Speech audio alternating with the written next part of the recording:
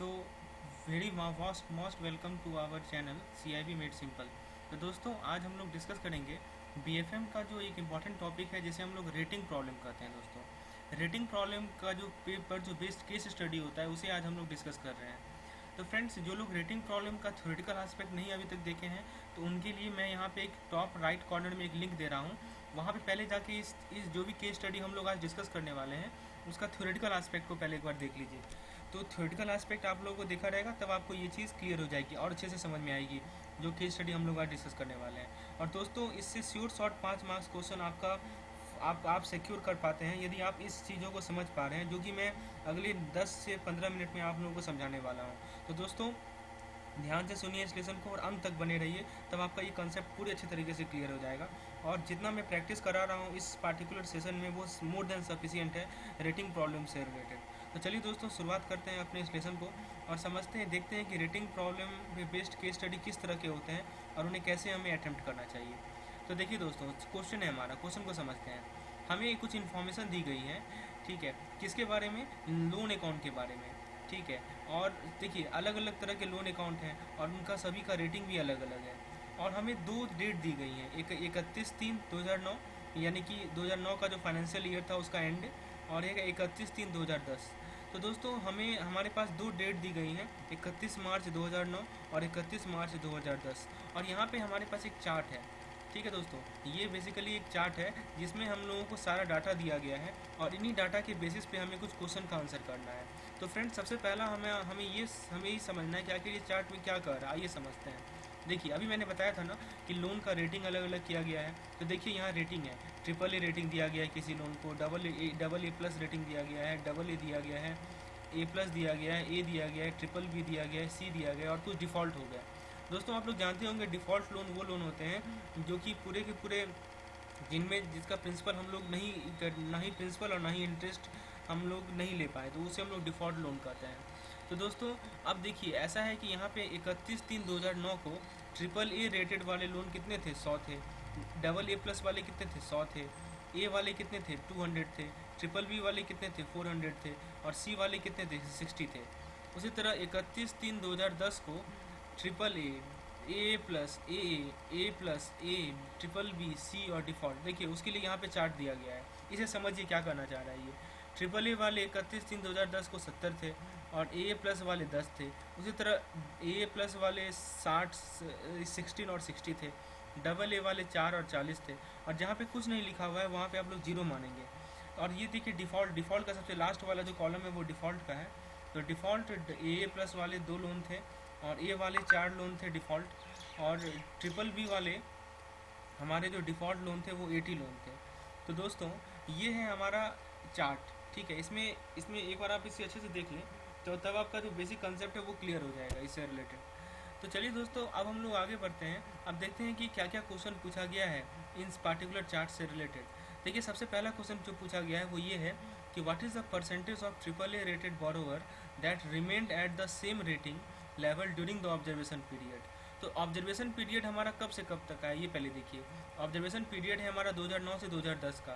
Question ये पूछ रहा है कि कितने AAA रेटेड बोरोवर थे जो कि उसी रेटिंग लेवल पे रह गए, ठीक है दोस्तों।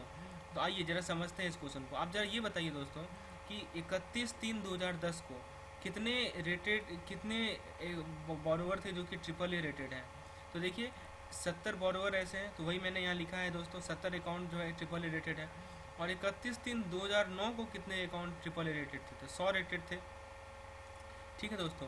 तो आप यहाँ से देख सकते हैं कि हमसे परसेंटेज पूछा गया है। तो 100 थे पहले और हो कितने गए? 70। तो हमसे पूछा गया है कि कितने परसेंट लोग AAA रेटेड ही रहे। तो बेसिकली हमें करना क्या है, हमें ये निकालना है कि 100 का कितना परसेंट 70 होगा। तो ये तो सिंपल सी बात है, 70% ही तो होगा। 70 को नोमीटर में लिख दीजिए, 100 को डिनोमीटर में लिख दीजिए, उसका परसेंटेज निकाल लीजिए। तो कितना आ गया? 70%। तो ये जो AAA रेटेड बोरोवर का जो परसेंटेज है वो कितना आ गया दोस्तों? 70%। तो करेक्ट आंसर क्या हो जाएगा? ऑप्शन नंबर ए हमारा करेक्ट आंसर हो जाएगा, ठीक है। चलिए आगे बढ़ते हैं, हम लोग अपने सेकंड नंबर क्वेश्चन को देखते हैं। देखिए सेकंड नंबर क्वेश्चन में क्या पूछा गया है, what is the number of AAA rated account at the end of observation period. मतलब इस ऑब्जर्वेशन पीरियड की अंत में कितने हमारे पास AAA रेटेड अकाउंट हैं, ये पूछा गया है। तो आइए जरा देखें हमारा ऑब्जर्वेशन पीरियड ख़त्म कब हो रहा है। हमारा ऑब्जर्वेशन पीरियड ख़त्म हो रहा है 2010 में। तो 2010 में ट्रिपल ए रेटेड का जो कॉलम है ज़रा उसे देखिए। 70 तो हैं ट्रिपल ए वाले, जो ट्रिपल ए से ट्रिपल ए हुए, और कुछ डबल ए प्लस वाले ट्रिपल ए हुए, वो कितने थे, 10 थे। तो जोड़ जाड़ कर 70 और 10 को जोड़ेंगे तो कितना होगा, 80। तो वही तो है हमारा यहाँ पे। देखिए 31/3/2010 के एंड में ट्रिपल ए रेटेड अकाउंट जो थे वो 70 थे और प्लस 10 थे, यानी कि 80 हो जाएगा। तो दोस्तों इस क्वेश्चन का जो करेक्ट आंसर होगा वो होगा हमारा ऑप्शन बी, यानी कि 80। चलिए अपने क्वेश्चन नंबर 3 पे आते हैं। उम्मीद है आपको इसका कंसेप्ट काफ़ी आसान है, आपको क्लियर होता चल रहा होगा। तो दोस्तों ये क्वेश्चन यदि आप नहीं बना के आते हैं तो फिर समझिए कि आपका बीएफएम में आप पास बिल्कुल नहीं हो पाएंगे, क्योंकि ये इतने आसान क्वेश्चन है, ये तो आपसे बनना ही चाहिए। इसका कोई कोई इसका कोई ये सब्स्टिट्यूशन ही नहीं है। यदि ये पूछा जाए तो आपके पास 5 मार्क्स श्योर होना चाहिए आपके हाथों में, क्योंकि ये सबसे आसान टॉपिक है।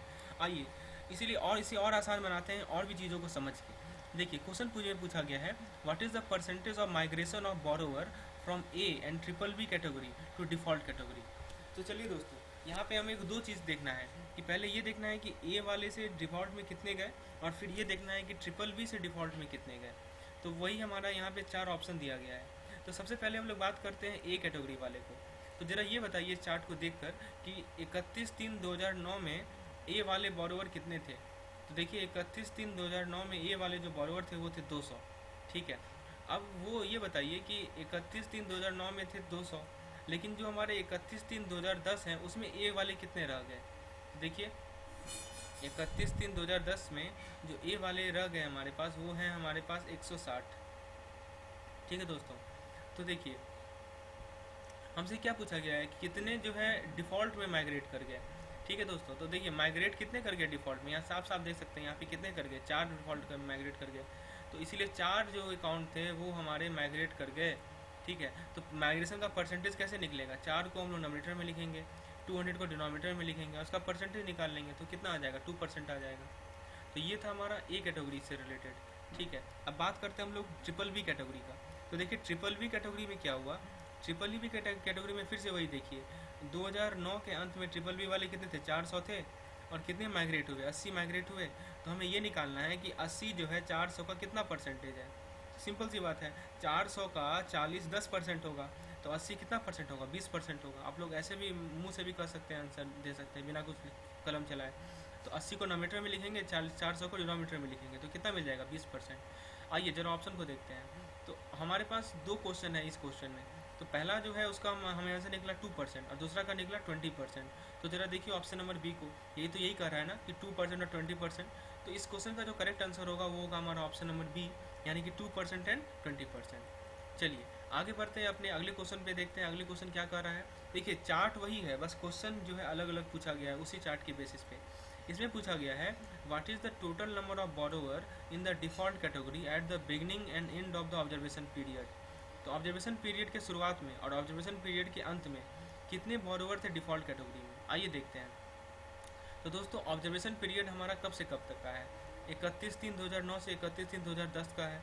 तो आप यहाँ साफ साफ देख सकते हैं कि 31/3/2009 में 31/3/2009 वाला कॉलम को देखिए आप, और जो डिफ़ॉल्ट वाला रो है उसे देखिए। यहाँ पे क्या है, नील है, मतलब इनिशियली हमारा जो ऑब्जर्वेशन पीरियड है उसके शुरुआत में कोई डिफ़ॉल्ट कैटेगरी में तो है ही नहीं। लेकिन जहाँ तक अंत की बात है 31/3/2010 का अंत वाला देखिए दोस्तों, अंत में आप देख सकते हैं कि 4 डिफ़ॉल्ट यहाँ हैं, 2 डिफ़ॉल्ट यहाँ हैं, 80 डिफ़ॉल्ट यहाँ हैं और 10 डिफ़ॉल्ट यहाँ हैं। तो सभी को जोड़ दिया जाए तो 4 और 2 6, 6 प्लस 80 86 और 86 प्लस 10 96। तो 96 ऐसे हमारे पास जो बोरोवर हैं वो क्या है, डिफ़ॉल्ट कैटेगरी में है। देखिए वही मैंने यहाँ लिखा है, 31/3/2009 में नो अकाउंट इज डिफ़ॉल्ट, जबकि 31/3/2010 में 2 4 80 और 10 यानी कि 96 अकाउंट जो हैं वो डिफ़ॉल्ट कैटेगरी में माइग्रेट कर गए हैं। मतलब ये सब हमारा लॉस हो चुका है दोस्तों, ये जितने भी 96 अकाउंट है वो लॉस हो गए हैं, ठीक है। तो दोस्तों आप जरा ऑप्शन को देखिए, पहला कह रहा है नील या 80। तो देखिए हमारा जो करेक्ट आंसर होगा वो ऑप्शन नंबर बी होगा, क्योंकि पहले केस में नील है और दूसरे सॉरी बी नहीं सी होगा, ठीक है। सी और नंबर करेक्ट है, पहले केस में नील है और दूसरे केस में 96 है। चलिए ये था हमारा। अब हम लोग आगे बढ़ते हैं अपने अगले क्वेश्चन में। अगले क्वेश्चन में पूछा गया है calculate the percentage for migration of A plus account to A category account. तो देखिए पूछा गया है कि कितने A plus account A category account में माइग्रेट हुए। तो सिंपल सी बात है, फिर से चार्ट पे आ जाइए। चार्ट में जरा रो वाला देखिए, ए वाले हमसे क्या पूछा गया है, ए प्लस कितने ए बने, यही तो पूछा गया है। तो ए प्लस वाले कितने हैं ज़रा देखिए, ए प्लस वाले हमारे कितने हैं, हमारे ए प्लस वाले थे 100, ठीक है। अच्छा, और हमसे क्या पूछा गया है कि 100 में से कितने लोग ए में आ गए, तो 14 लोग आ गए, यहाँ देख सकते हैं 14 लोग यहाँ हैं। तो 100 में से 14 जो बोरोवर थे वो हमारे ए कैटेगरी में आ गए। तो दोस्तों हमें क्या पूछा गया है, हमसे ये पूछा गया है कि 14 100 का कितना परसेंट है। तो हमें क्या करें, कैसे निकालेंगे इसे, सिंपल सी बात है, 14 को नॉमिनेटर में लिखिए, 100 को डिनोमिनेटर में लिखिए और परसेंटेज निकाल लीजिए। तो कितना आंसर हो जाएगा, 14% इसका करेक्ट आंसर हो जाएगा। ओके, लास्ट क्वेश्चन को देखते हैं हम लोग। लास्ट क्वेश्चन में देखिए क्या पूछा गया है कि what is the percentage of A category account that were upgraded to A plus category.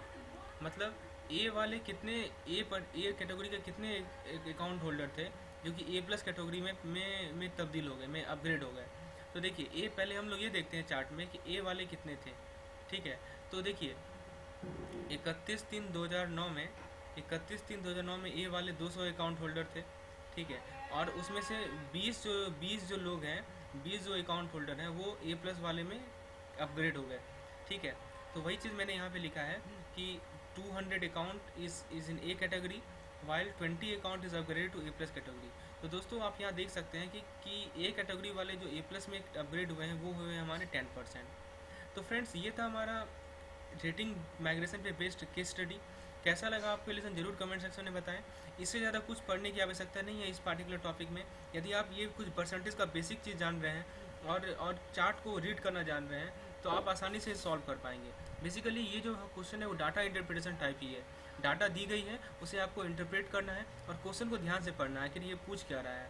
तो दोस्तों यदि आपको ये लेसन पसंद आया हो तो लेसन को लाइक ज़रूर करें, चैनल को सब्सक्राइब करें और दोस्तों के साथ इसे शेयर करें। धन्यवाद।